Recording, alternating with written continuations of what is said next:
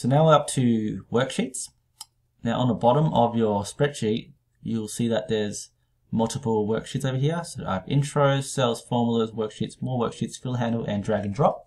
To add a worksheet, you click on the add sheet button over here on the bottom left, there's plus symbol, and it's automatically going to generate a new worksheet. Now let's go back to my original worksheet. It'll say, okay, so I've added a new worksheet and you want to change the name to your first name. To change the name, click on the down arrow over here and click on rename, and you have to type in your name. Let's go back to the worksheet by clicking on it. Now it says move the new worksheet to the start. You just click and you drag it to the very beginning.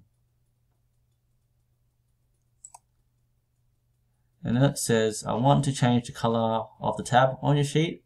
So if you want to change the color, you click on the arrow over here and click on change color, and you can just pick whichever color that you want.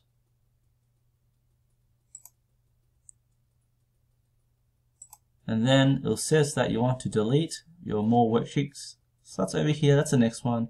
To delete it, click on the arrow over here and then click on delete. It'll say heads up. Do you want to delete it? Just push OK. It's fine.